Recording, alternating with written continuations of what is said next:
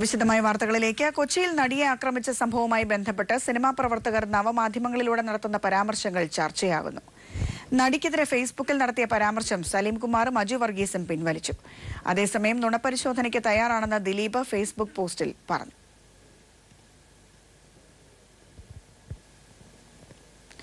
നടി ആക്രമിക്കപ്പെട്ട കേസിൽ അറസ്റ്റിലായ വിഷ്ണുവിന്റെ മൊഴി പുറത്ത്. ജയിലിൽ കഴിയുന്ന പൾസർ സുനിക്ക് മൊബൈൽ എത്തിച്ചു കൊടുത്തത് താനെന്ന് വിഷ്ണു മൊഴി നൽകി. പൾസർ സുനി ദിലീപിന്റെ മാനേജറെ വിളിക്കാൻ ഉപയോഗിച്ച ഫോണും സിമ്മും കണ്ടെത്തിയിട്ടുണ്ട്. ഈ ഫോൺ ഉപയോഗിച്ചാണ് സുനി ദിലീപിന്റെ മാനേജറെ വിളിച്ചതെന്നും തെളിഞ്ഞു. നടി ആക്രമിക്കപ്പെട്ട സംഭവത്തിലെ ഗൂഢാലോചന അന്വേഷിക്കുന്ന വേളയിലാണ് പൾസർ സുനിയുടെ സഹതടവുകാരായിരുന്ന വിഷ്ണു, സനൽകുമാർ എന്നിവരെ പോലീസ് കസ്റ്റഡിയിലെടുത്തത്. പൾസർ സുനിയെ രണ്ടുപേരും സഹായിച്ചുവെന്ന് ഇരുവരെയും ചോദ്യം ചെയ്യവേ ഇന്നലെ വെളിപ്പെടുത്തിയിരുന്നു. കഴിഞ്ഞ ഏപ്രിൽ 12-ന് ജാമ്യത്തിലിറങ്ങിയ വിഷ്ണു ഷൂവിന്റെ സോൾ മുറിച്ച് അതിനകത്ത് മൊബൈൽ ഒളിപ്പിച്ച ശേഷം സുനിയെ കാണാനായി ജയിലിൽ പോയി. ജയിലിൽ വെച്ച് മൊബൈൽ വിഷ്ണു സുനിക്ക് കൈമാറുകയും ചെയ്തു. ഈ മൊബൈൽ ഉപയോഗിച്ചാണ് സുനി ദിലീപിന്റെ മാനേജറെ വിളിച്ചതെന്നും വിഷ്ണു സമ്മതിക്കുകയായിരുന്നു. ദിലീപിന്റെ പരാതിയിൽ പ്രത്യേകം കേസെടുക്കാതെ ഗൂഢാലോചനയിൽ അന്വേഷണം കേന്ദ്രീകരിച്ചിരിക്കുന്ന പോലീസ് കൂടുതൽ പേരിൽ നിന്ന് മൊഴിയെടുക്കും. നാദർ ഷാ, ദിലീപിന്റെ ഡ്രൈവർ, മാനേജർ എന്നിവരെ കൂടാതെ പിടിയിലായ പ്രതികൾ നൽകിയ സൂചനകൾ അനുസരിച്ച് സംശയമുള്ളവരിൽ നിന്നെല്ലാം മൊഴിയെടുക്കും. അതേസമയം തേനിയിൽ ഷൂട്ടിംഗ് ലൊക്കേഷനുള്ള ദിലീപിന്റെ മൊഴി എപ്പോൾ രേഖപ്പെടുത്തുമെന്ന് അന്വേഷണ സംഘം സൂചനകൾ പുറത്തുവിടുന്നില്ല. ഈ മാസം 29-ന് ദിലീപ് നാട്ടിൽ തിരിച്ചെത്തിയ ശേഷം മൊഴിയെടുക്കാനാണ് സാധ്യത. News bureau, Kochi. ശബരിമലയിലെ കൊടിമരത്തിന് കേടുവരുത്തിയ സംഭവത്തിൽ ദുരൂഹതയില്ലെന്ന് ഐ ജി മനോജ് എബ്രഹാം. ആചാരത്തിന്റെ ഭാഗമായാണ് പ്രതികൾ പാത സമർപ്പിച്ചതെന്നും പോലീസ് വ്യക്തമാക്കി. ഹൈദരാബാദ് ACP മുരളിയുടെ നേതൃത്വത്തിലുള്ള പോലീസ് സംഘവും പ്രതികളെ ചോദ്യം ചെയ്തു. അതേസമയം ശബരിമലയിലെ കൊടിമരത്തിൽ ഒഴിച്ചത് മെർക്കുറി തന്നെയെന്ന് കണ്ടെത്തി. ഫോറൻസിക് പരിശോധനയിലാണ് ഈ കാര്യം കണ്ടെത്തിയിരിക്കുന്നത്.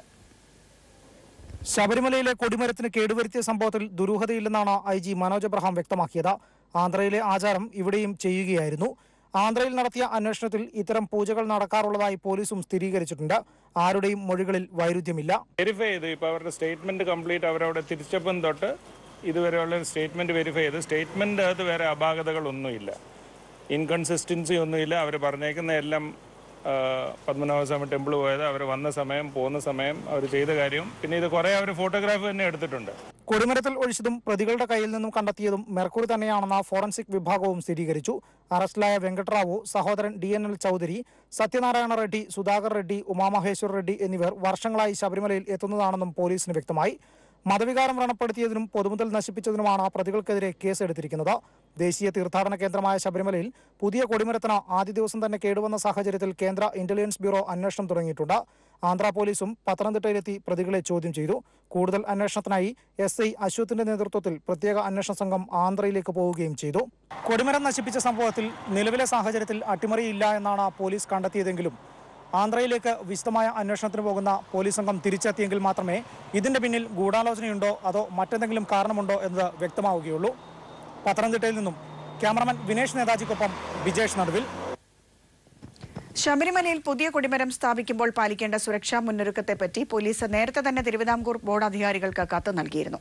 ഈ മാസം 24-നാണ് ഡിവൈഎസ്പിയും സന്നിധാനത്തെ സ്പെഷ്യൽ ഓഫീസറുമായ ആർ പ്രദീപ് കുമാർ ക്ഷേത്രം എക്സിക്യൂട്ടീവ് ഓഫീസർക്ക് കത്ത് നൽകിയത്.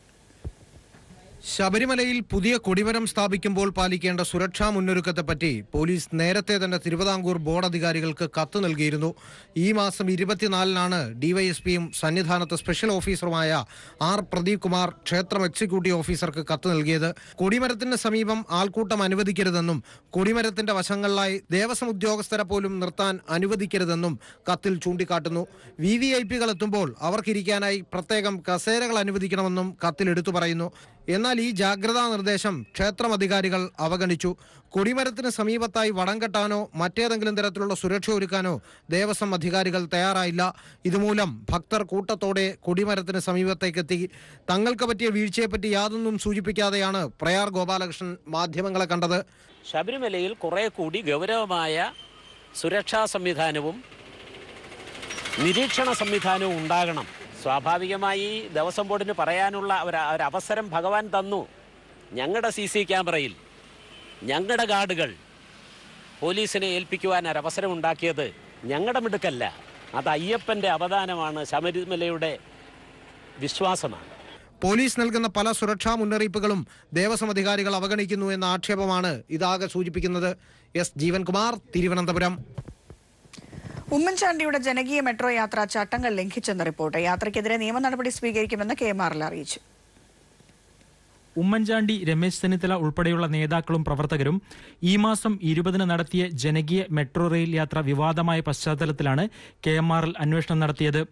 ആലുവ മുതൽ പാലാരിവട്ടം വരെയുള്ള യാത്രയിൽ 2002-ലെ മെട്രോ റെയിൽ ആക്ട് ലംഘിച്ചുവെന്നാണ് അന്വേഷണത്തിൽ കണ്ടെത്തിയത്. KMRL ഫിനാൻസ് വിഭാഗം ഡയറക്ടറാണ് അന്വേഷണം നടത്തി റിപ്പോർട്ട് സമർപ്പിച്ചത്. നിയമലംഘനം സംബന്ധിച്ച് വിശദമായ റിപ്പോർട്ടാണ് KMRL MDക്ക് സമർപ്പിച്ചിരിക്കുന്നത്. കോൺഗ്രസ് പ്രവർത്തകരുടെ യാത്ര മൂലം KMRL ഉണ്ടായ നഷ്ടത്തിന്റെ കണക്കുകൾ റിപ്പോർട്ടിലുണ്ട്. മെട്രോ റെയിൽ ആക്ട് പ്രകാരം നിയമ നടപടികളിലേക്ക് കടക്കുമെന്നും KMRL വ്യക്തമാക്കിയിട്ടുണ്ട്. റിപ്പോർട്ടിന്റെ അടിസ്ഥാനത്തിൽ KMRL MD പോലീസിന് പരാതി നൽകിയേക്കും. ഉമ്മൻചാണ്ടി, രമേശ് ചെന്നിത്തല ഉൾപ്പെടെയുള്ളവരെ പ്രതികളാക്കി ആലുവ പോലീസ് കേസ് അന്വേഷിക്കും. News bureau, Kochi. സംസ്ഥാനത്തെ സ്വകാര്യ സ്വാശ്രയ മെഡിക്കൽ കോളേജുകളിലെ MBBS കോഴ്സിനുള്ള ഫീസ് നിശ്ചയിച്ചു. 85% സീറ്റുകളിൽ 5.5 ലക്ഷം രൂപയാണ് ഫീസ്. 15% NRI സീറ്റിൽ 20 ലക്ഷം രൂപയും ഫീസായി ഫീസ് നിർണയ സമിതി നിശ്ചയിച്ചു. മുഴുവൻ സീറ്റിലും 10 ലക്ഷം രൂപ ഫീസ് വേണമെന്ന മാനേജ്മെന്റിന്റെ ആവശ്യം തള്ളിയാണ് ഫീസ് നിർണയ സമിതി തീരുമാനമെടുത്തത്. ചന്ദ്രനിൽ നിന്ന് ഭൂമിയെ നോക്കുമ്പോൾ കാണുന്ന അപൂർവം വസ്തുക്കളിലൊന്നാണ് ചൈനീസ് വൻമതിലെന്ന് പറയപ്പെടുന്നു. രാജ്യസുരക്ഷയ്ക്കായി ചൈനക്കാർ പണിതുയർത്തിയതാണ് ഈ വൻമതിൽ. ലോകാത്ഭുതങ്ങളിലൊന്നായ മതിൽ കാണാൻ നിരവധി പേരാണ് ചൈനയിലെത്തുന്നത്.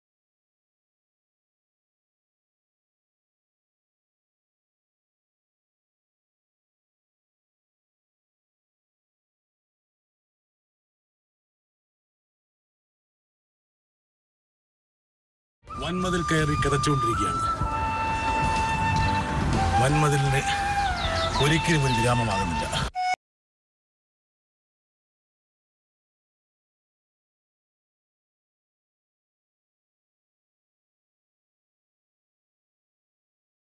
മാറി മാറി വന്ന രാജവംശങ്ങൾ സുരക്ഷയ്ക്ക് വേണ്ടി തീർത്ത ചൈനീസ് വൻമതിലിന്റെ ദൈർഘ്യത്തെക്കുറിച്ച് പലതരത്തിലുള്ള കണക്കുകളാണ് ഇന്നുള്ളത്.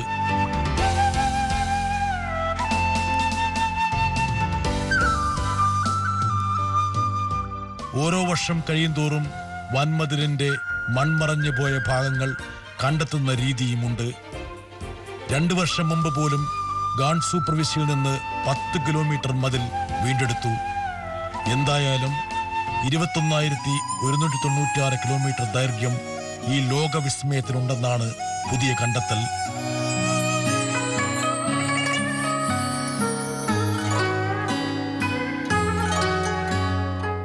എണ്ണമറ്റ പോരുകൾക്കും സംഘർഷങ്ങൾക്കും സാക്ഷിയാണ് വൻമതിൽ. മതിൽ ദളങ്ങൾക്കിടയിൽ ചക്രവർത്തിമാർ പട്ടാള നിരീക്ഷണത്തിനും തിരിച്ചടിക്കുമുള്ള പ്രത്യേക സൗകര്യങ്ങളും ഏർപ്പെടുത്തിയിരുന്നു. മലമടക്കുകളിലെ മതിൽക്കെട്ടിൽ കൂറ്റൻ സിഗ്നൽ ടവറുകളും തീർത്തിട്ടുണ്ട്.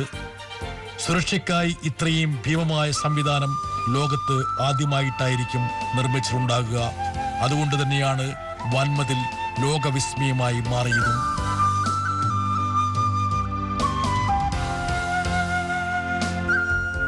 ശാസ്ത്രീയമായി തെളിയിച്ചിട്ടില്ലെങ്കിലും ചന്ദ്രനിൽ നിന്ന് നോക്കിയാൽ ഭൂമിയിൽ കാണാൻ കഴിയുന്ന ഏക കാര്യം ചൈനീസ് വൻമതിലാണെന്ന വിശ്വാസം ഏറെക്കാലം ചർച്ച ചെയ്യപ്പെട്ടിട്ടുണ്ട്.